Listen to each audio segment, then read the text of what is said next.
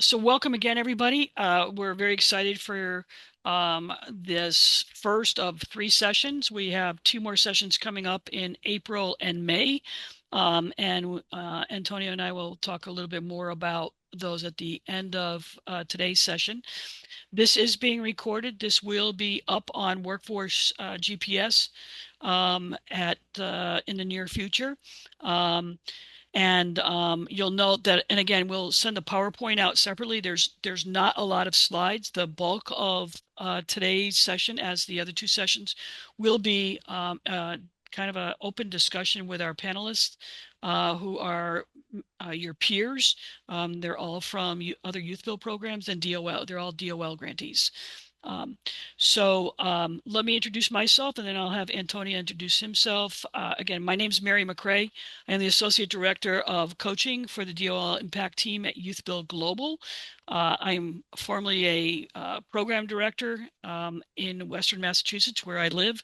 So I've been on the ground doing the work that you're doing, and have been providing technical assistance in coaching and then with Youth Build Global since about 2010.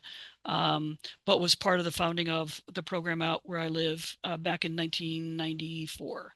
So been around for a while, know about Youth Build, seen it change a lot. So excited to be here with you all. Antonio.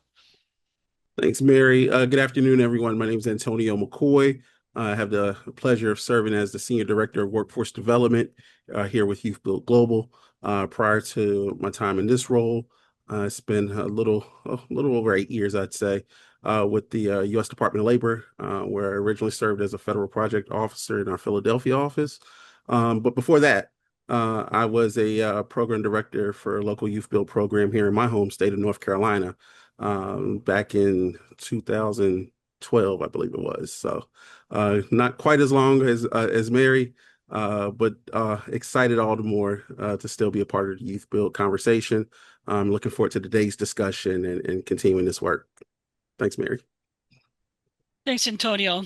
Well, we're very excited. We're gonna get started on just kind of laying the groundwork for the today's work.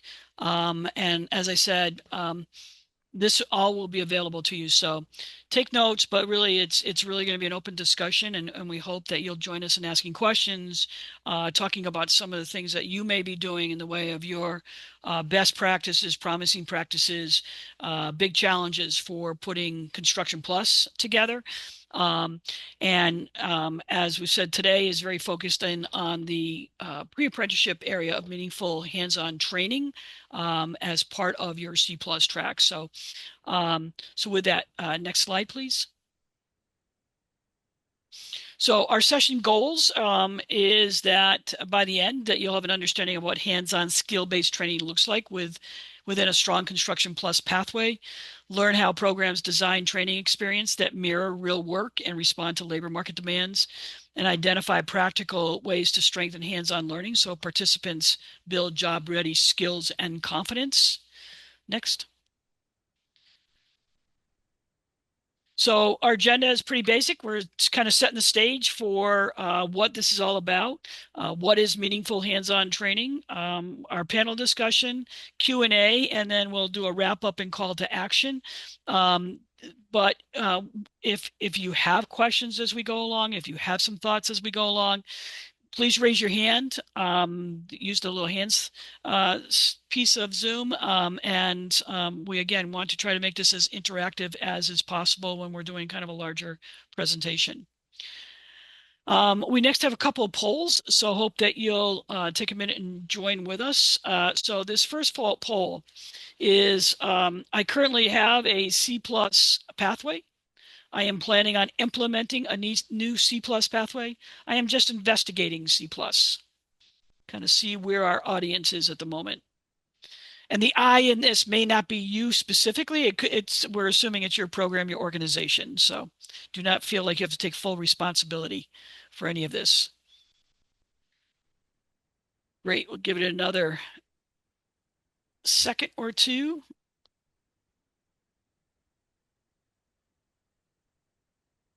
All right, we'll wrap it up. Looks like we almost have everybody there. All right.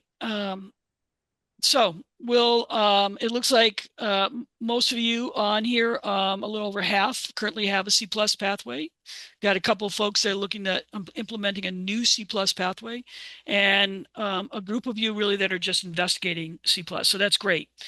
So this is one step of C+. We will be also sharing a variety of resources that will go in more depth of C+ as we're going along. Okay, next poll. Which C+ pathway are you currently offering or most interested in pursuing? It's a single choice. Again, this does not hold you to that choice. Just kind of trying to get an idea of where you all are. So we have healthcare, manufacturing, logistics, culinary, hospitality, and welding. And if you scroll down, there's information technology and others. And if you do an other, if you throw that in the chat, we'd love to hear what you're thinking about.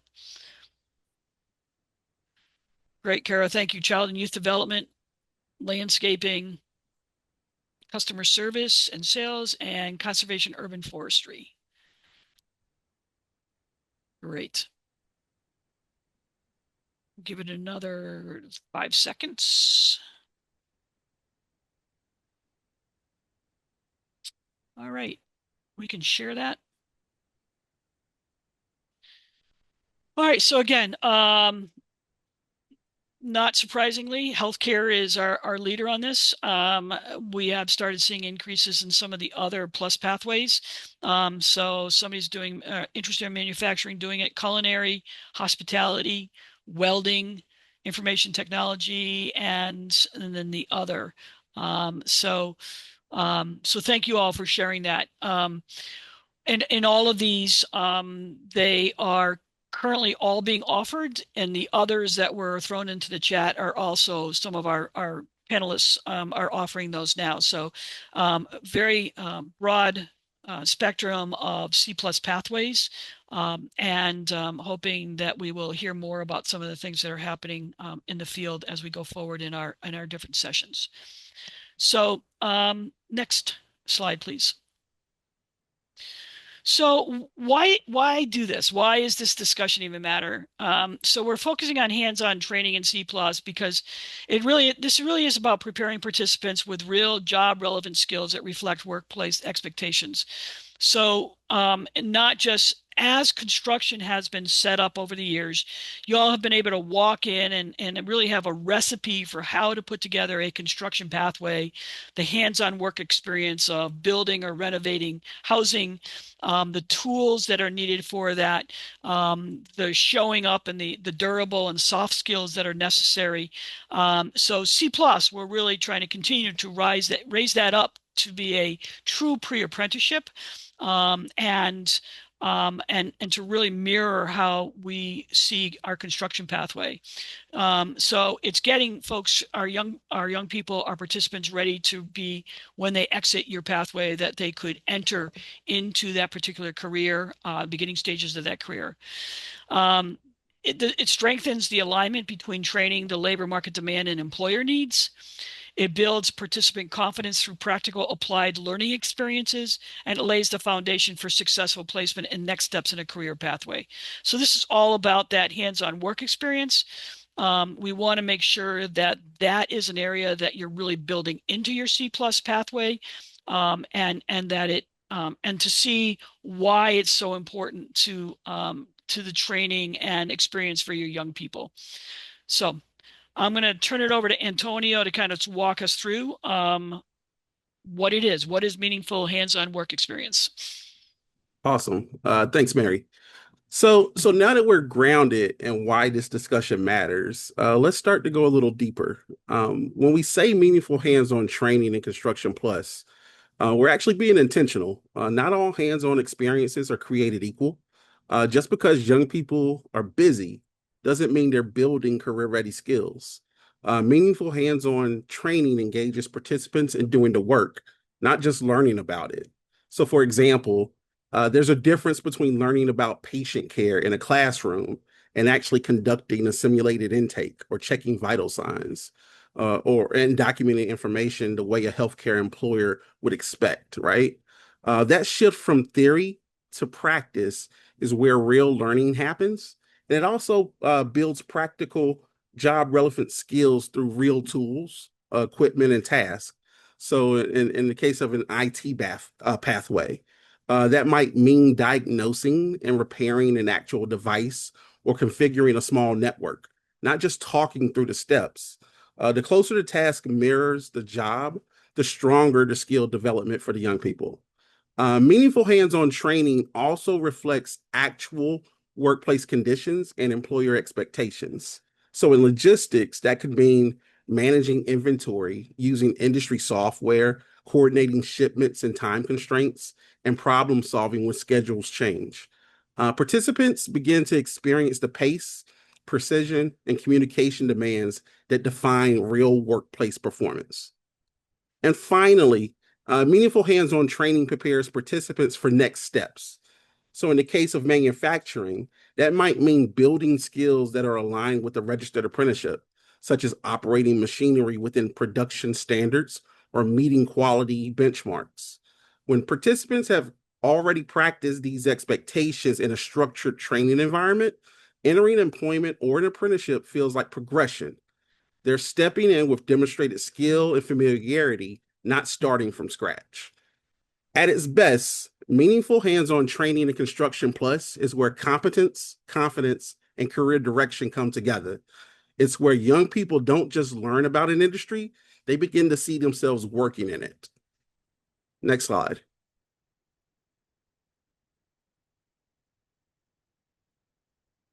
So I want to pause here and ground this conversation in policy for a moment.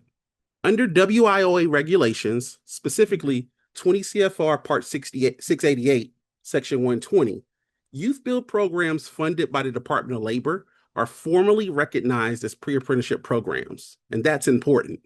This isn't just language we use informally, it's written into federal regulation.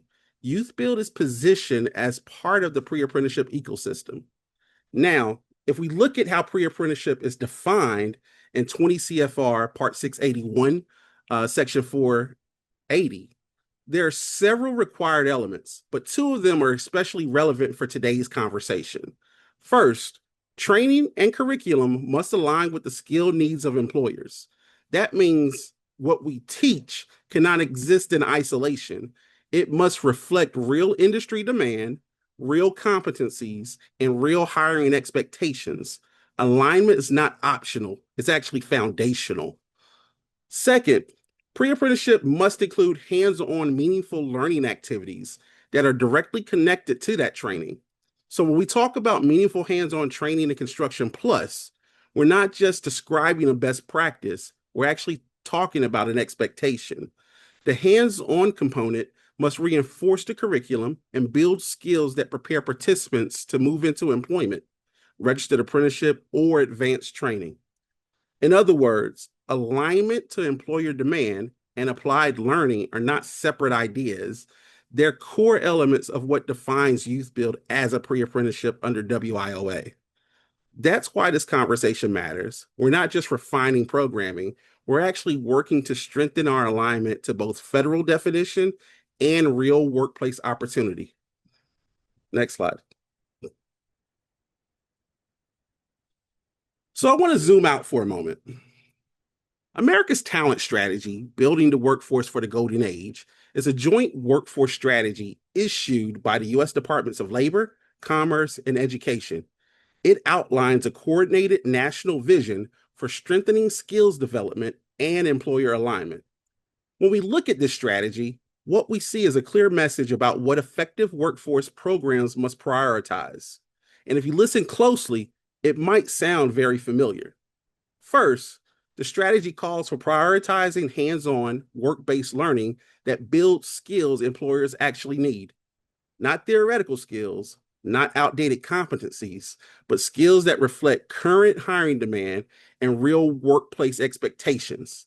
That is exactly what we've been describing as meaningful hands on training in Construction Plus. Second, it emphasizes aligning training with industry demand and real job pathways, not just instruction. In other words, programs should not be designed around what is easiest to teach.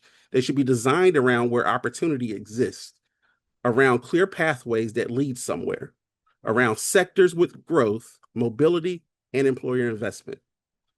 Third, the strategy highlights engaging employers in shaping and validating hands on training experiences. So skills reflect real workplace expectations. This is critical. Employers are not just end users of talent, they can be co designers of training.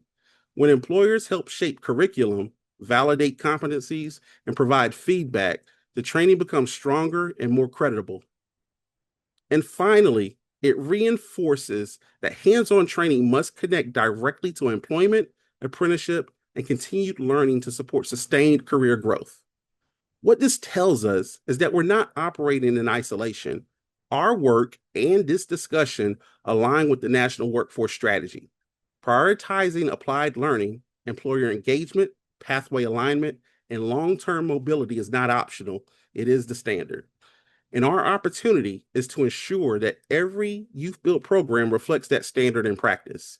So, with that, I'm excited to turn it back over to my colleague Mary so that we can begin today's panel discussion. Thanks, Antonio. Would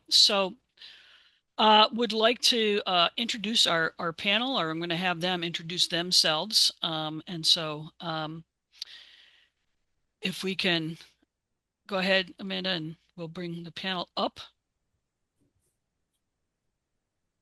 And we can make introductions.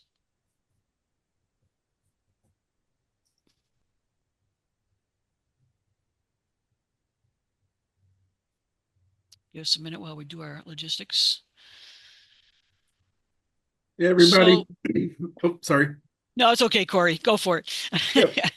So I would go ahead. I'm gonna ask the panel to introduce themselves, and then we'll start with questions. So Corey, you got first dibs here, so go ahead. Hey, everybody. Corey Rich from Operation Fresh Start in Madison, Wisconsin. So I am the director of our Legacy program, which is our Youth Build and C+ program. We do as our C+ conservation and urban forestry. So thanks for having me today. Thanks, Corey, for joining us. Ryan. Yeah, my name is Ryan McDaniel. I'm with the Knoxville Leadership Foundation, and I get to be a part of Youth Build Knoxville. I'm the director of training, so I oversee all the trainings that happen in our building, which include C+. Great, Ryan. Thank you. And Kara. Hi, everyone. I'm Kara Johnson. I'm the Deputy Director at Heart of Working Corps, and our C+ is Child and Youth Development. So thank you for having me. Thanks, Kara. We're going to kind of make this we've got some structured questions, but want to make sure again that those of you that are participating in this as the audience, if there are questions specifically with any of the panelists, please chime in either through the chat, raise your hand through Zoom. We'll have you come off mute and ask your question directly. So want to start off, and I'll start with, we'll go back kind of start in the order that I just laid out for no particular reason, in that's where my memory is. So Corey, we'll start with you and then go to Ryan and Kara next. So in thinking about the hands-on training, how did you structure the hands-on training and work experiences within your pathway to reflect the actual tasks, the tools, etc.? Yeah, so the the first thing that we did was that we regularly meet with industry partners and the partner organizations where we do our conservation work. So we're partnered heavily with the city of Madison and also Dane County, where we're located.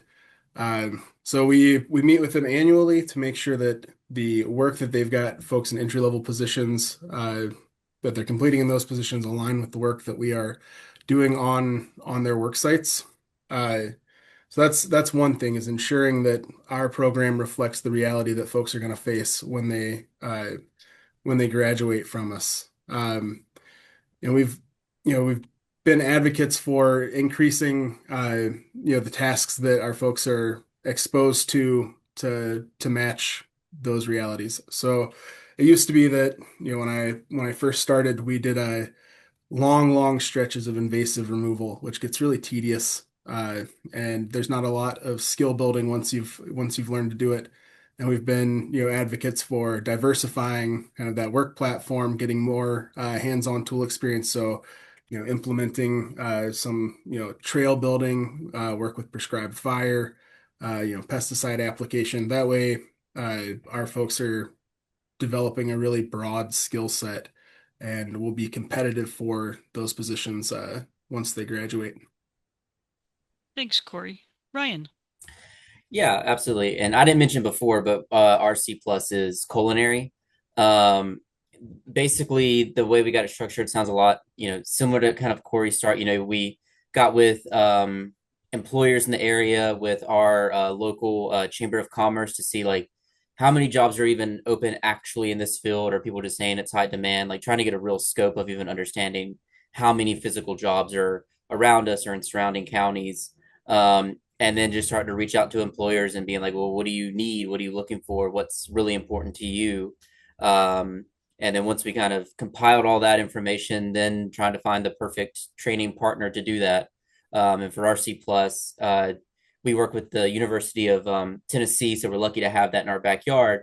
But for the first couple years, it was actually pretty rough, and because we were on the credit side, and then we had to move to the non-credit side to get just the right people who wanted to work with our participants. And just slowly over time, we've been doing it for about close to a decade now, came to this structure that made sense for us and our participants, where when they come in, we try to scale up the type of projects where you start off very slowly, just learning nice skills, kitchen etiquette, all the things, and then ramping up to the point where they're actually leading events at our local conference center, and running them by themselves, and in these kind of cooking competitions, to just kind of scale up and let them get kind of a taste of it. But that's how we got to make it hands-on and meaningful. Great, Ryan. Thank you. Kara. Yeah. So with child and youth development, we started searching for basically, we got together our board of directors and our staff leadership team, and we started brainstorming new tracks that we could potentially put into Youth Build or into any of our other conservation programs.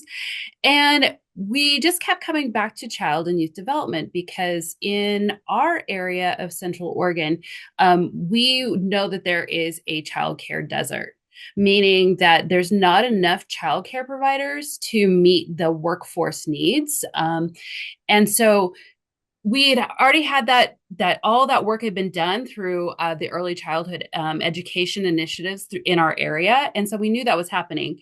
However, there was no we had our community college that was doing the work, but there was nothing in the high school or the alternative education world working with Opportunity Youth to get young people into this career track. And also too, it also helped that was my previous experience was in early childhood education and in after school programming. And so I knew the business frontwards and backwards. And so it was like, okay, hey, we could design this to help meet the needs of our employers, meet the needs of our young people. And also too, we decided to do this because our Youth Build program was heavy on the male side, and we wanted to diversify our young people in our program to include also more females. And so which actually boosted our enrollment of our females and our those that gender to about 50%. So, and also too with our program as well, we know that some young people may switch back and forth, and we were able to build that into our work experience as well. So we actually put together a employer advisory council, and we brought people from the child and youth care world into it to help us design the curriculum, help us choose the curriculum that we wanted, help us find work experience placements, and we use their expertise in helping us design it. And I will tell you that it does change and it will evolve over time, but I'm sure we're going to get into that a little bit later. Great. Antonio? Really excited to hear, what that meaningful hands-on training looks like for each of your programs. I was wondering, as a follow-up, can you share some examples of how you integrated real-world projects or work-based learning into your program design? And we'll start recording. Yeah, we're really fortunate here that pretty much all of the projects that we complete in our C plus programming are real world projects. So Dane County is loaded with public landholders, which is great. City owns a ton of land. There's a ton of parks. The county has even more, and then there are various land trusts and things like that. So we're really like public land rich, but what we don't have is a lot of people to maintain those public lands. And historically, there'd been, real lack of maintenance of them. So invasive, you know, invasive plants kind of took over, and a lot of the things that there used to be great access to really deteriorated. So we've become a really integral part of those public landholders' land management strategy. So we get to do work that if they had additional staff, they would be doing themselves. Oftentimes, we are working alongside their staff members, which is a really great opportunity. We constantly preach like every day is an interview for our folks. You're out there working with folks that have hiring power. And if you impress them, they ask about you, and next thing you're graduating and they are pursuing you for a job. Uh, so we're really fortunate in that way that pretty much everything that we do for our C plus programming is real world. I mentioned earlier we've tried to ensure that the work is varied to keep people's interest. It'd be really easy, and historically, I think those landholders have been like, man, we don't want to do some of these projects. They're kind of not very enjoyable, so they kind of pushed them off on our youth. So we've advocated to ensure that we're getting a lot of varied tasks to, one, build those skills as I mentioned earlier, but two, keep interest for our folks. We get to have some really cool experiences now. We do a lot of rain garden installation, trail building, tree planting, even beekeeping, which is really cool. And that helps like reinvigorate people when we do have the more tedious components of the job. We've also we've also advocated to be like an instrumental part of like disaster response for our area. So when we've had tornadoes that come through, we're part of that response. When we had some flooding events in particular back in 2018, we're on an isthmus, so a narrow stretch of land between a couple bodies of water. We had some real bad flooding in 18, and our crews were out there sandbagging alongside the city and the county. We were first responders for that. So yeah, we try to make sure that everything we do is real world and applicable. Thanks for that, Ryan. Yeah, for us, I'll give two quick stories. One of a failure and one of how it worked out well. Examples when we integrated something. So I think for us, though, before I answer that, the big part is just we have a training provider in UT and a contact over there that runs the training. And just having a training partner that's willing to be creative alongside of you and kind of think strategically about these same questions is hugely beneficial if you can get that at all. But the way our training used to be structured was very much so lab work, meaning they're in the kitchen, they're learning the principles, they're doing the things, the recipes, all of that. And then my training provider had an idea. He said, hey, let's get with Pioneer Catering, who does all the stuff for UT, and say, let's get them an on-the-job training work experience over there with them for a couple weeks at the very end of what we do. And we did that, and we're like, that's going to be great. Has them on a college campus. It's with an employer who could hire them right after it's over. And it just went horribly. I mean, the employers ran us out. The participants told us they hated them, and it was messy. It was a stressful time, but the two things that we learned in that was they weren't ready. And the reason they weren't ready was because they weren't doing these real world projects along the training, along the way as we were doing things to be ready for that employer, as well as they could do in a kitchen in a simulated environment or in a training environment.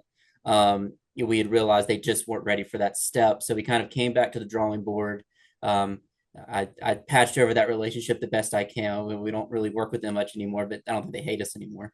But then our training provider was like, well, what if I have a chef here who owns a food truck? What if we let them run the food truck for a day? We were like, okay, I don't know, let's try it. And then they did it, and again, my chef over there is above and beyond. So he like invited the news. It was a whole to do, which made me nervous. But went really well. They got into the food truck. They served like 120 people. They had prepared the food the day before, and just the look and energy from the participants realizing that they just like what they had accomplished. It was heavily guarded by like the guy running who actually runs the food truck and some of the people behind the scenes, but this them seeing that win from that little thing, and then we ended up doing it again, and that got us thinking, okay, well, how do we get them to run events throughout the program where we have the training wheels on in the beginning, and then by the end they're just running, and they don't even realize that that's what's happening. Those are two quick examples of one of a failure, and then one of where we tried something that was a little scary, honestly, and then now it's kind of built into what we do. I love that piece of kind of learning through experience and the realization and reality that it's not going to go right or as planned the first time all the time, but that stick to itness to continue and kind of reshape and recalibrate is awesome to hear. Kara. Yeah, for the child youth development piece in our original design of the program, we knew that we wanted and needed the work experience piece. And so we started talking with local preschool programs because, early childhood education, preschool falls within our program day for our young people. And so during the school year, our young people go into the preschool programs in a small little cohort of youth, maybe 3 or 4 young people per classroom. They work side by side with the teacher in the classroom that is the actual preschool teacher with the little kids. They're all right there. And so that our young person is actually supporting and helping the teacher and the aide and getting stuff prepared for the kids to do reading with the young people, or reading, they're not young people, reading with the little kids, playing with them, doing everything that is just adds on to that teacher's classroom. We have an instructor that also comes with those young people as well to help supervise. And if they see like something maybe that they need to improve on or change or get back, paying attention to the littles, our instructor will do that as well. During the summertime, we're a year-round programming. And so during the summertime, we have more flexibility for the 3 months. So we switch over to school-age kids. And so our young people are doing before and after school, or not before and after school care, but school age day camps at that time. And also they've done outdoor school. They've also done overnight camps as well. It's called Camp Tamarack in our area. So we've been able to give lots of different experiences for our students to be able to work with all ages from, littles to, like 12 to 15-year-olds as well. And that's how our curriculum is designed. It's not just for early childhood, but it's for all ages. And we hope that, that real world experience, that someday that those young people will be actually working in a youth build program. That's how that curriculum and the training is designed. Some great intentionality there. Awesome. Glad to hear it. Mary? So thank you. In what ways did employer input shape the structure, timing, or content of your hands-on training experiences? And I know you've all touched on that a little bit, but just get in a little bit more detail about that. So again, how did employers help with the structure, the timing, and the content of this experiences? Corey? So employers were a big part and continue to be a big part of what we do. When we were initially developing our pre-apprenticeship in urban forestry, we were doing it in tandem with several other employers who were developing the state registered apprenticeship. So we got to align our programming and our pre-apprenticeship directly with what employers were looking for at the exact same time that they were being intentional about thinking about those questions. So that was really cool. Allowed us to make sure we're we're training folks in a way that if they decide to pursue a career in conservation and urban forestry, they are well situated to jump right into a registered apprenticeship, or be aligned well with what employers are looking for. We also check in with all of our partners annually. Anybody that we do more than a few weeks of work alongside, we meet with them. We're really intentional about discussing what went well, what needs improvement, but also like what skills our folks are not bringing to the job. So what are they knocking out of the park, and where are they not quite you know meeting the mark? And that's been really informative, because sometimes we've just got blind spots where I was like, oh, I didn't realize you guys were even doing some of those tasks. So that's been really cool. We're really intentional about trying to be as involved in kind of the urban forestry and conservation space as we can in our community. So we work alongside, I sit on the board of a few like land trusts. So making sure I'm staying in touch with folks all the time about what they're looking for employees. We've got somebody on the board at our local community college, Madison Area Technical College, for the forestry program. So just being as involved as we possibly can in that arena to make sure we're meeting the needs of employers. Thanks, Corey. Ryan. Yeah, I think it's everything. If they can't get hired, then what's the point? So employers going to them and asking, what are you looking for? What's going on? How can we help? Was pivotal in creating the thing at all. Again, we're in the fortunate spot where the chef that they work with is like head of the ACF chapter in East Tennessee, so very well connected with restaurants in the area. Same with the restaurant ready people. So they come with a lot of knowledge of what employers are telling them, and they get way more data than we do. But even as we're doing employer partnerships and all of that, we're asking the question. I found, again, this will probably depend on your C plus for culinary. When we asked that question, it was just show up and try is just honestly 95% of the battle. They're like, we can teach them everything else. They're probably going to start off as dishwasher for the first couple of weeks anyway. Like for them, it was very much so. It was a lot of the soft skills, which kind of helped us understand the timing and the structure, I suppose, of how we did what culinary parts when in the program. We really wanted to focus on those soft skills internally, so it put more pressure on us as staff, and not even as the training provider for the C plus, of how do we make sure that our program is structured in a way to make them value being on time, to make them understand that these little things add up. They're what get you the job and keep you the job. So I really think from employers, it helped us understand, well, the specific nice skills they learned, the different cuts, all of that didn't really matter to most people. And it was more of the soft skills thing. Obviously, the C plus, the training content that they get and the real world experience is massive. But just the way that we started thinking about it was, we've got to get the soft skills loaded in as fast as possible and hit it as hard as possible and build it into program culture. So that way, that is what's helping the employers on the back end. Great. Thank you, Ryan. Kara. Yeah, so when I was developing our C plus track, basically what I did is I did meet with several employers in our area to see what kind of curriculum that they were using or wanted to see possibly use. So I was pushing some different curriculums across them to get some input. And when we did choose the curriculum that we chose, we actually started to crosswalk that curriculum with our local community college as well. And by crosswalking that curriculum, we found out that there could be up to 15 credits that our young people, once they finish and receive their certification, that they could receive on top of, at the community college. So that was a great way to get not only the employers involved, but also our local educational institution as well. And so that, which can open the pathway for these young people to either go into that employment or go right into college and already have half of their certificate already completed. So that was huge.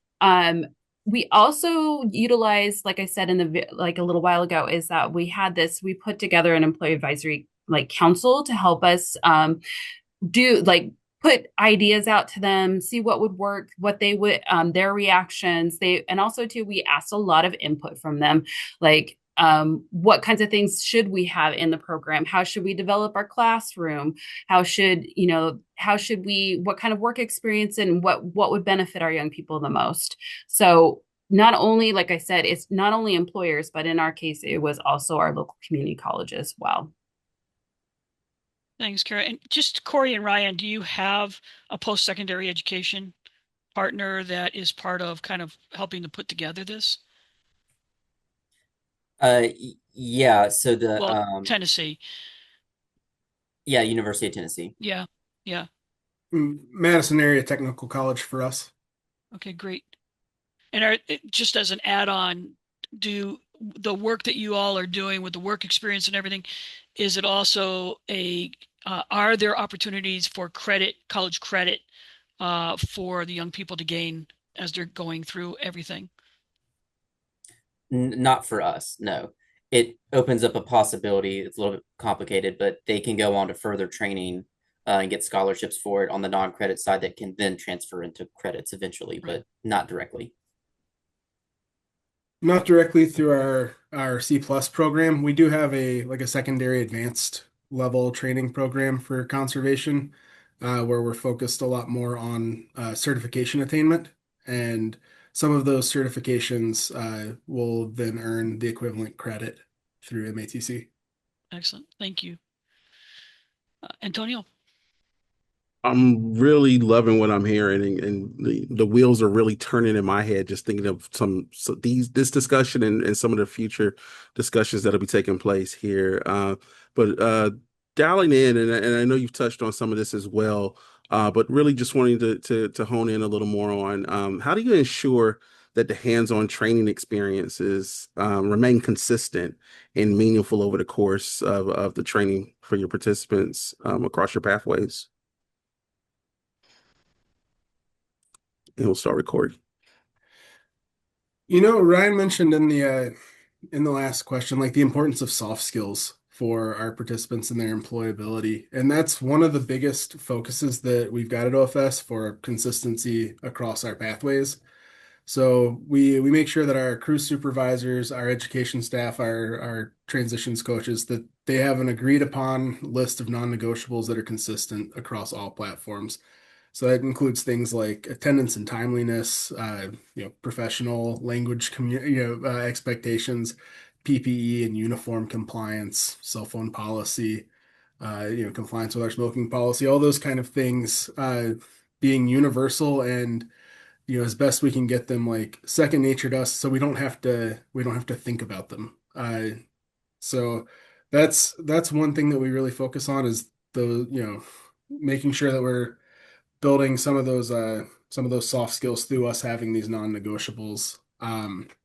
Another thing that we do for consistency is that both our construction and our C plus crew supervisors have a very intentional meeting every 2 weeks. They call it the fishbowl, as they take whatever items they're hoping to discuss, write them on a piece of paper, drop them in a fishbowl, and draw them out to talk about them. But that's a time where they're able to discuss like issues that they're seeing, trends that our participants are facing, what barriers folks might be facing, but also areas for like programmatic improvement, what challenges they've been facing on the work sites, things like that. So providing that really intentional time for all the crew supervisors to get together and, troubleshoot some of the problems, and sometimes air out, frustrations when they're saying, man, I feel like I've really been focusing in this area, and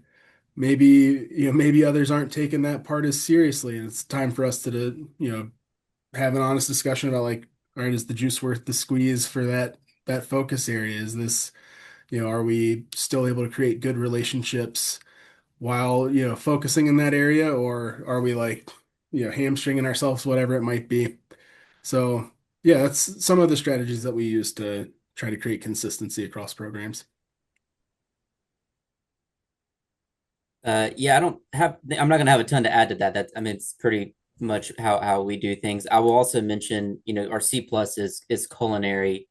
We have other employment strategies around welding and manufacturing that we've built trainings around that aren't C plus, but we are trying to get to mimic that just because it's an effective model. So I'll just say it's constantly evaluating, never stop asking questions about if something's good or not. It's always like pulling levers. Sometimes culinary is running great, fantastic. Then I look over at, our pre-apprenticeship and construction, and it feels like maybe sometimes it's on fire. Then you go try to fix that, and that starts looking good. And then the next thing, it's always this kind of balancing act. You always feel like you have one part of the program that feels stronger than the other. So it's that endless grind of just trying to, keep everything, moving forward, and whatever your star program is, whatever you do really well, just trying to get everything else on par with that. It's kind of how I view it.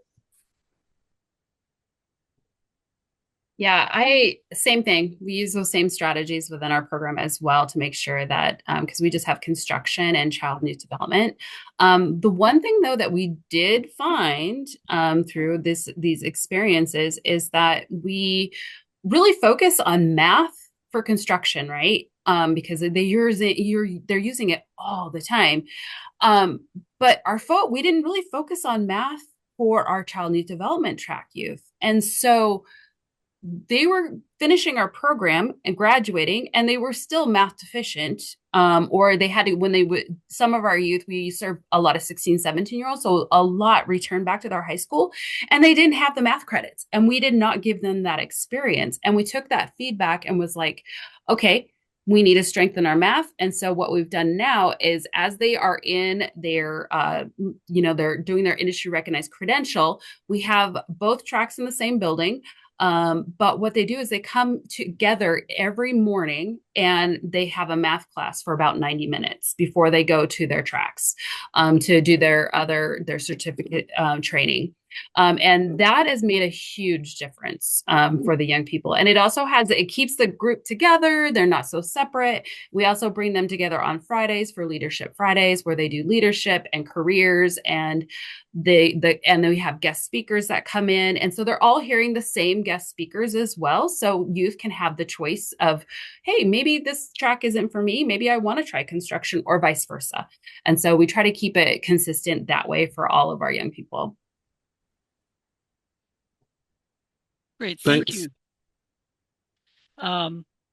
Let me move on to our next question. So thank you for all of that. And I think it's such an important piece of kind of that success that you all are experiencing, is that consistency. I think to Ryan's point, is like the seesaw is always trying to keep things balanced in youth build. And just, the day you have it balanced, the next day you come in and something is weighed down another one. So appreciate how much work has to go into kind of paying attention to all the detail, and certainly having consistency on how you're having young people be involved. And even on the employer and your partner side of things, is that consistency keeps that culture alive, and your employers, your partners invested in the young people, and vice versa. So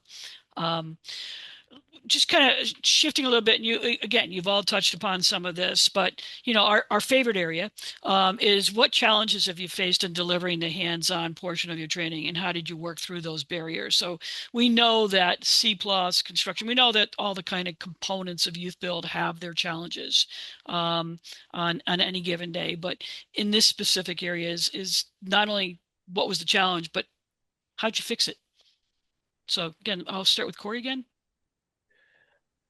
Yeah, I'm really blessed to work in the great state of Wisconsin, where we get all the weather. We've got about 120-degree temperature swing throughout the year, which is, it's wonderful. So we used to do conservation, so our C+ only in the summer, and then around I think 2012 we switched to full-time year round, which meant that we had to learn to contend with winter. And that was a big challenge for us to figure out how to safely deliver that hands-on portion, because some of our winter temps can get downright dangerous if you're not well prepared. And also the work that conservation favors in the winter here is considerably more dangerous if you're not well trained.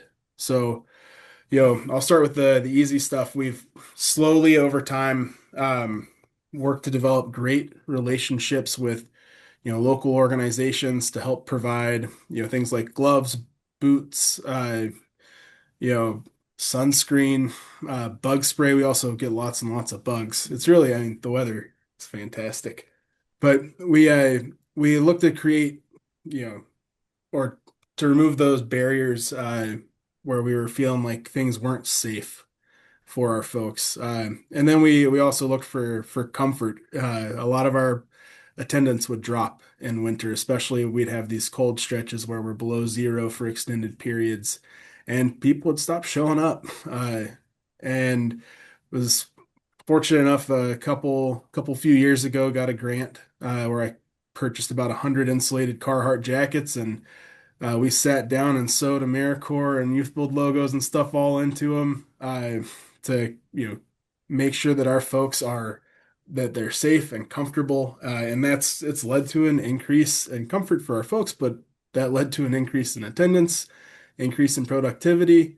Uh, so sometimes just being realistic about what those challenges are, and the simple solution makes sense, and then you just have to figure out how to get the money, which is the less simple part of it.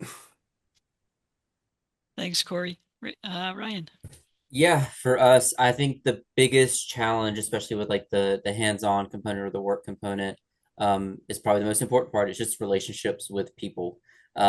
Everyone's youth build, I know the makeup's a little bit different, like how many people you have, maybe even the average age.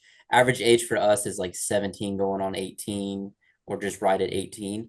And it's a lot for me to convince someone that 18-year-olds should run around their kitchen from their perspective. And so, just trying to build those relationships and find people that will buy in, kind of like my failure that I mentioned earlier with our partnership with Pioneer. They did not want that happening. They didn't want to feel like they were babysitting, and they weren't, but that's how they felt about it.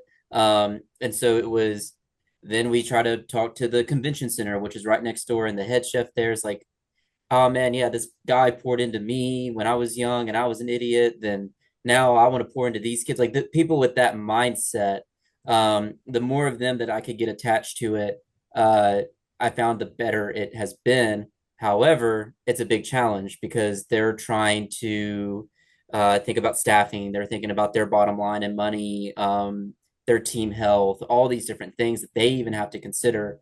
So trying to nudge your way in and make the offer sound attractive or meaningful to them. Just it takes a bit of determination and relationship building, and that's always been the challenging part for me, is when one relationship kind of falls, or somebody leaves or retires, and then you have to kind of go forge a new one. It's always challenging because people are just complex. But yeah. Thanks, Ryan. Kara.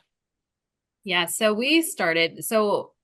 we're really crew based for all of our programs, and like our construction crew, they all go out together and they do the project together. But with the child and youth development, we were the first partner that we started working with. They were like, well, we can't have a whole bunch of, we can't have big crews in here, and we can have like, maybe one or two people per classroom of our students. And what we did is, our instructor wasn't able to manage all the classrooms. So we decided, well, we're going to trust our young people to actually make it to their placement, their work experience on their own, and actually show up. And it didn't work. It didn't work. We were too, yes, I mean, it just didn't work. So we decided to try another strategy, and we decided to keep all of our young people together. And we decided after that, working with those preschool programs, that partner, that we needed to do something on a larger scale. So and we had an opportunity during summertime to try a summer day camp. And so what we did is we took them into a little tiny cohort model and took them all to that work experience placement. And the instructor stayed and supervised and was there all day. And it actually worked. We knew that they were there. We knew that they were actually, implementing the curriculum that our work experience provider had for them, that they weren't standing around, that they were actually playing with the young people or the kids. And so it was just a better fit. And so we took that and scaled it down to the smaller preschool, we found a new partner, a parks and recreation district. And we asked them, we told them, hey, this is our experience. And they said, sure, let's try it. And sure enough, we were able to have, two different classrooms, but have 3 or 4 young people, our students in each classroom, working with that teacher and working with our instructor. And our instructor has been able to go back and forth between the 2 classrooms because it's right there at the same location. And it's been such a better experience for our young people and for our partner as well. Great. Thank you. Antonio. Yeah, no, really excited to hear kind of, like we said before, the best laid plans don't necessarily always come to fruition, but that willingness to have the conversation and to work through, I think, is what one, it reflects reality, but it also sounds like it allows you all to put forth a program that is meaningful, those opportunities for your young people. So the next question, looking back, what is one adjustment you made to your hands-on training model that significantly improved the participant readiness or employer confidence? And I know you touched on some of that already, but just continuing that conversation.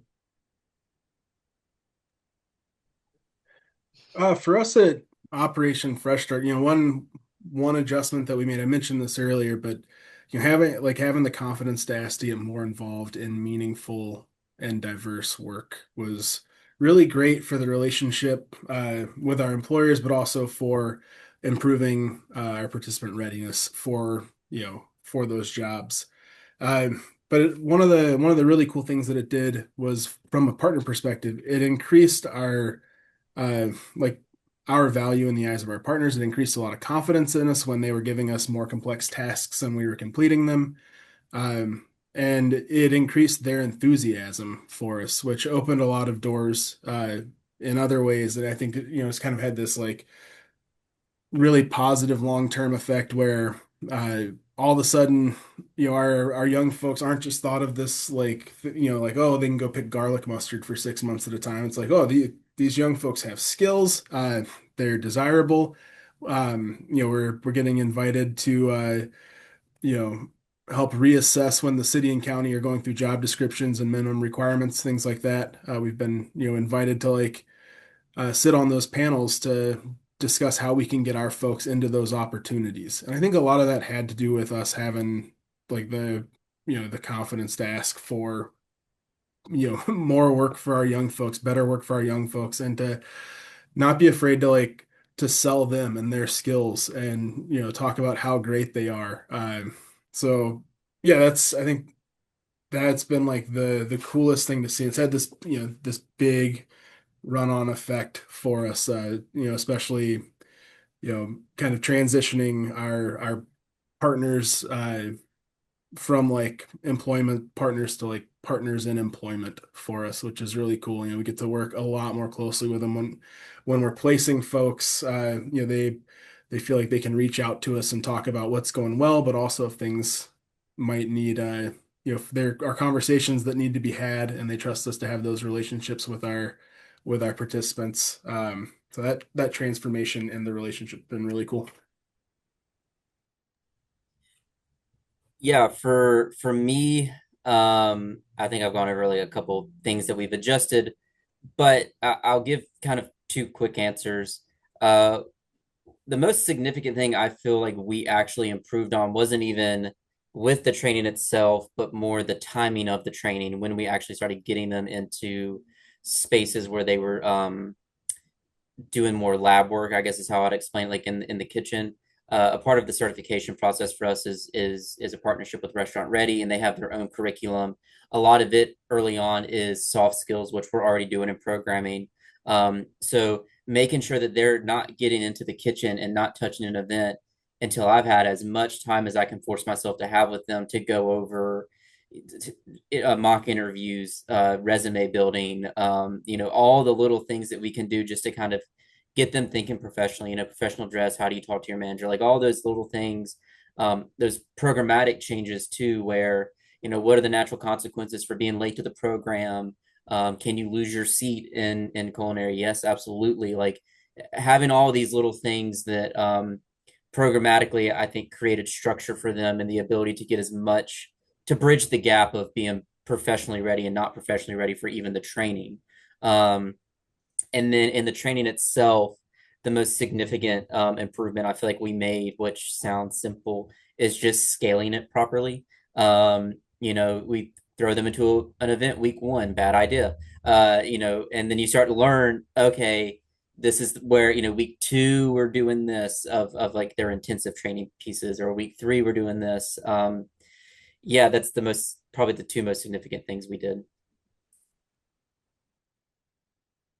Yeah, for us, same thing. We actually do our credential training in the very, very beginning before they can even go out into a preschool because there's or an or a after school program because there's so much background that they need to know and education they need to know before they can go into that work experience placement. Additionally, we also have to run background checks for our 18 and over for them to be able to go into those placements as well. Additionally, one of the biggest things that we added, I feel that really diversified the work experience was the instructor that we currently have has a background in camp, residential camp, and she was able to create a new connection, like I said, with Camp Tamarack. Camp Tamarack in our area. It's not very far from us, which is nice. But they do offer outdoor school in the spring and the fall. And then during the summertime, they have week-long, 2-week-long camps, that type of stuff for summer camp. And putting our young people into those placements has been life-changing for them. They've had so much fun. But they also have, 24/7 pretty much, that's very like they're involved, they're immersed into it for a week-long training. They stay overnight themselves. And they've been able to earn scholarships after that week-long training that they've been in, or actually work experience at the camp. But it's just been super immersive for them. And the camp staff has been so just taken them in and celebrated them along with the kids, the little kids that are at the camps as well. So they've really been able to build a lot of confidence. One young lady, she actually went twice for 2 weeks. And she just was like, that was the best experience I've ever had. They just have a lot of fun with it, and hopefully it will open up their own career experiences to, it doesn't just have to be early childhood education. It could be camp, it could be become a teacher, become a counselor, and that's part of the reason why we chose the curriculum we did too, because we know that youth development is there's tons of careers that can open up for those young people. That's great. Appreciate all of those. And again, we're kind of coming to the kind of last couple of questions. I wanted to step back for a minute and think about, all this work experience. I think all of you have talked about kind of those next steps for young people and how the work experience really helps to feed them into, whatever comes next after they leave the program. And so how do you assess whether your hands-on training is actually preparing your participants for next steps like employment, apprenticeship, advanced training? Corey, I'll start with you. Yeah, placement stats like certainly don't lie, but oftentimes they don't tell the full stories. I'm sure you're all aware. So I think it's super important for us to develop meaningful relationships with both the participants that we're serving and also the employment partners that we have, because that allows us to have both formal and informal follow-up for years to come. One of the coolest things when I got to OFS that I realized pretty quickly was that folks came back here to visit all the time. So it was like my first or second day, and I'm sitting up in the office before work starts, and it's pouring rain out, and all of a sudden this young man, he's probably 25, 26-year-old, walks up the stairs to our little supervisor's loft, and the room just like explodes with excitement. Everyone's, Charles, oh, what's up, Charles? How's it going? And that's Charles Jackson, who's like a legend in in Operation Fresh Start, who like just came back regularly and got a ton of his neighborhood friends into our programming, and a lot of those folks went on to great success. But I just saw that happen over and over and over again. It really uh, helped nail down the importance of that relationship for creating these long-term relationships that allow for engagement way past the formal like year of follow-up. So being intentional about following up with folks for of course the required time, but for years, like rely on your alumni to see like how they're doing. So I think that's one really great way to assess whether that training has been successful. Another way that we've been around for this is our 56th year, Operation Fresh Start. So one of the ways I kind of assess it informally as well is just like how many graduates am I seeing around town working in cool jobs? It's really commonplace for me to go in somewhere and realize that the person I'm talking to is an OFS grad. I had to tow a van the other day. We broke down, and I'm talking to the folks at the tow place, and I give my email address, and all of a sudden I hear a voice from the back, and a woman yells, "Operation Fresh Start! I graduated from there in '98." And I was like, "Oh, that's amazing. Who's your supervisor?" She's like, you probably never heard of him. It's this guy, Brian McMahon, who's our executive director now.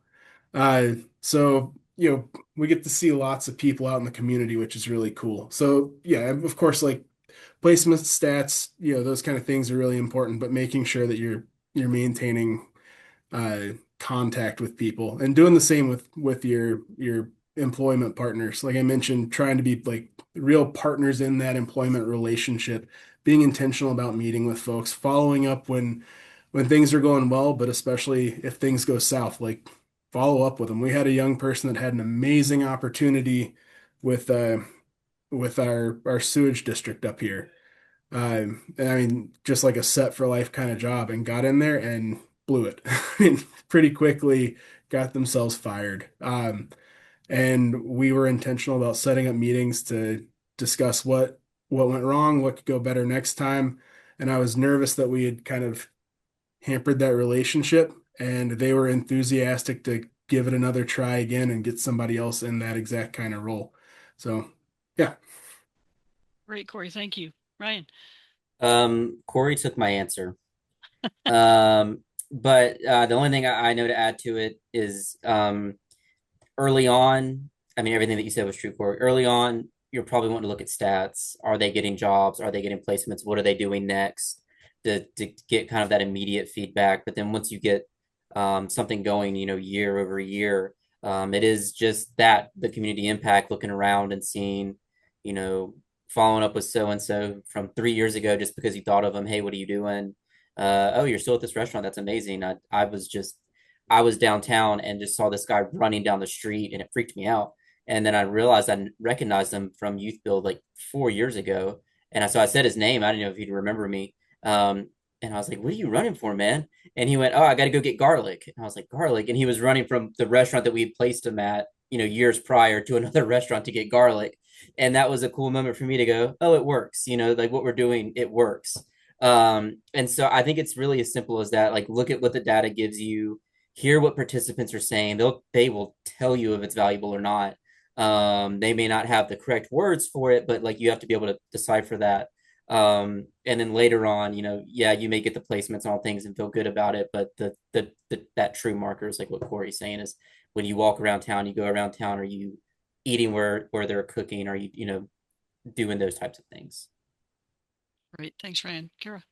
Yeah, I truly feel as well the same thing, the concept of that our alumni are the story, right? They're out there. And also too, I mean, not young people don't necessarily go their placement after work experience, may not be in that career field that they did their training in, but they have that in their back pocket and they're able to lean on that later on if that's what they want to do. We understand that they're going to explore different things.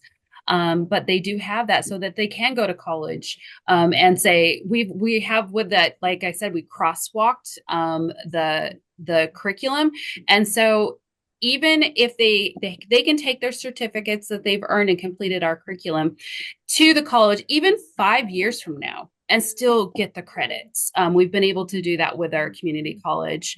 But it's also, the work getting them prepared and doing assessments while they're in program as well. We have a work readiness rubric that we use with them. They do a self-assessment and then they will do the same assessment with their instructor, whether it be in construction or be in the child need development. So then they can see like, hey, where am I?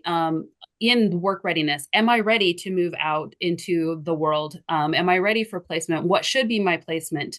All those things and that feedback that our staff are giving to the young people are crucial and important. But also too, with that as well, it's like that's going to help them go into the next phase of their life, right? It could be college. It could be, hey, I'm just going to go find a job working with, in a preschool or an after school program and try it out, see what it feels like. And then maybe I'll go back to college. So it's just giving the young people those tools and those assessments as well while they're in program is important too. Great. Wonderful, wonderful stuff, you all. So I'm going to turn it over to Antonio for our last question for the panelists, and then we'll wrap up. So, Antonio? Thanks. So we've covered a lot, right, in this discussion. But just as we close this panel discussion, I just want to ask this final question. What advice would you give to programs that are considering Construction Plus pathways in the future and want to avoid some of the common pitfalls related to hands-on training in particular in those Construction Plus pathways? So I've got kind of two things, both of them kind of speaking to something Kara spoke to. First is keep in mind that like success isn't always linear and you don't always get to see the full fruits of the labor. I think, I do a lot of prairie work, so I think of what we do often as planting a prairie. And if you know about prairies, like you do all this work, you get the ground steady and ready to be planted, and you plant seeds and you come back the next year and nothing's happened. You come back the next year and like a little bit's happened. It's a multi-year process, and 5 years down the road you come back and things are blooming and it's beautiful and it's fantastic. So keep in mind you don't get to see the full realized end result all the time in the short window that you get to work with people. And the longer you do the work, the more you get to realize that. I just got a call not long ago from a participant that I had back when I was a supervisor who hated her time working outdoors. It's very clear, like, she did it to get her high school diploma and did everything she needed to, but she realized pretty quickly that this was not for her. And I thought she hated me because she hated the work platform so much, and she had reached out to let me know that like she's finishing up her social work degree, and was excited and was like, I'm back in town soon. Love to catch up and drop by OFS. So that's one thing is keep in mind that you don't get to see the full realized end result. And the second thing is look for a C plus pathway that can be a foot in the door to more than just a single job. Carr spoke to that earlier. We with our C plus, it's conservation, but really my favorite thing about that platform is that it exposes our folks to a lot of different kind of work. We partner super closely with the city and the county in particular. And we've got people working in like every division and department in the city and county. You know, they've gotten exposure to like all of those departments through that work that we do. We've got folks working on engineering and sanitation, streets, all kind of stuff. And our strong relationships with the parks departments and land and water resources have opened up a lot of doors for the rest of those employment opportunities, to be excited to work with our young folks, and our young folks to go in and like knock it out of the park with those departments. So look for ways to make sure it's not just like a single endpoint job.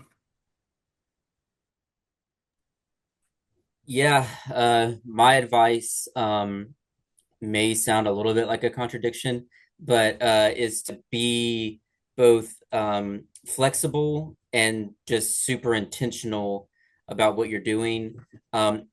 Flexibility maybe is a buzzword and it sounds super easy. And I don't know if you all are built like me, but I have a little bit of that bleeding heart in me. And so sometimes it can be scary to want to make adjustments to something that's even working, or something that you're worried that maybe your participants aren't ready for, or a trainer has or a training provider has an idea that to you on the onset may feel scary, or like, is this going to be the best experience for the participant? Sometimes that can be debilitating. Taking those risks, and when we do something and fail, participants maybe don't get the best experience, and that's not okay. But it does make the best training to help the most people eventually. That can be a really difficult thing to balance. That's why I say that intentionality of you're the expert of what you're doing, so your participants, what they're capable of, and all of that. So trying to help build a training that speaks to them, and have C plus partners that understand what they're going through, and what they're trying to accomplish. Balancing those two things, I think you end up getting some pretty cool outcomes. But it's not always easy. I don't always practice what I'm currently preaching. I mean, we just built something for manufacturing, and I was, my feet were planted on like, no, the training's going to look this way. I've done this stuff before. I know, and the training was maybe the worst we've ever done, because I wasn't listening to some input that employers had, or even the training provider had, and honestly, what my participants were saying. I'm like, you don't even know what's best for you. Like, there's easy to get in these moments where you're trying to build something and you get attached to it, because it takes a mammoth effort to put something together like this. So remaining flexible, but yet being intentional about, doing the best you can to serve the people that you're with, is the best advice I know to give. Maybe not super practical, but 2 words to think about. I would say the best advice I could give is, if you can, try to find some type of planning grant out there. There's ones from AmeriCorps. Just look, or even write a foundation like, hey, we're looking at starting this, pilot project of a new training, and we need funding to start that. The planning portion is huge. It's like, you get to do all your research, you get to do all your planning for, putting together the program. And then, before you actually implement it. I know it's not it right now. What we've done is we have a new program. We got a planning grant for through AmeriCorps, and it's in warehousing, logistics, that kind of training. And basically what we did is we got the planning grant. Got an opportunity for a year to put it together. And then we are able to write the AmeriCorps grant, and we're able to get that grant and be able to open a brand new program in in the logistics and warehousing. And we actually partner with a Madras, our community food pantry, and Meals on Wheels. And that's where the logistics and the warehousing comes in. And it's about food insecurity. And I'm looking at it now going, okay, if that can't survive there, can I put it into the youth build model? Oh, absolutely. We've already built it up, and that could potentially be a C plus track for us down the pathway. But like I said, look for the funding, pilot it, try it out, do lots of planning before you implement. So thank you, Kara, Corey, and Ryan. This has been a really engaging discussion. I'm really excited about all the knowledge that you all have shared today, and excited about the work you all are doing there in your local programs. So yeah, let's follow Raul's example, and if you could, just let's put some applause out there in the chat. This is a really great discussion today. And while we do that, I'll ask that we pull the PowerPoint back up. Awesome. So As we move into this moment of wrap up, I want to take a moment to reflect on what we've heard today. So, across the panel discussion and the questions that were raised, one theme was consistent. Strong construction plus pathways really start with training and those partnerships and those discussions with all of the key players that'll be involved in helping to roll out those pathways, right? But it's also this idea that it's not just any training, but it's training that reflects real work. So strong construction plus pathways begin with learning environments that mirror real employer expectations. And you can't do that if you're not having conversations and engaging with your local employers. So when we think about the tools, tasks, and standards that go along with the training, they should reflect the job so that the transition into that opportunity can feel as seamless as possible for your young people. They also build employer trust. We heard that a couple of times today. When participants practice relevant competencies and they meet performance expectations and develop strong work habits, employers gain confidence just as much as the young people. That trust opens doors to stronger partnerships, apprenticeship connections, and hiring pipelines. And finally, strong pathways create participant confidence, and that confidence comes from doing the work and solving problems and meeting real standards, not just hoping that they're ready, but knowing that they are. That confidence shows up in the interviews, it shows up on the job, and it shows up in the persistence to push through challenges day in and day out. So at the end of the day, this is really what Construction Plus is about. When hands-on training is intentionally designed, Construction Plus pathways better prepare participants for real jobs and long-term career pathway success. Next slide. So as we close, I want to leave you with a few practical next steps. First, examine where hands-on training shows up in your Construction Plus pathways. Where is it strongest? Clearly aligned to industry, and where might it be more observational than applied? Take an honest look at how learning is structured. Second, assess whether your training reflects real job tasks, real tools, and real workplace expectations. If an employer walked in tomorrow, would they recognize the work that your young people are doing and the competencies that the employers are hiring for?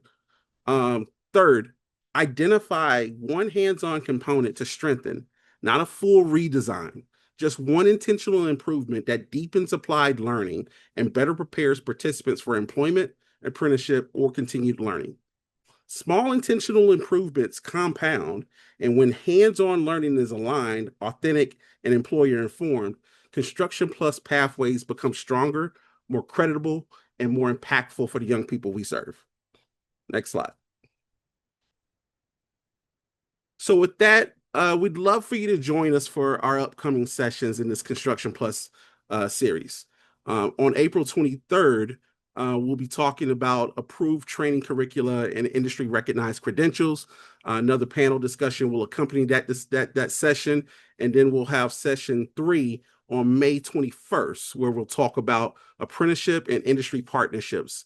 Both of those sessions will be at 2 p.m. Eastern Time, and you should have registration links in your emails, or we can get those to you if you don't have those.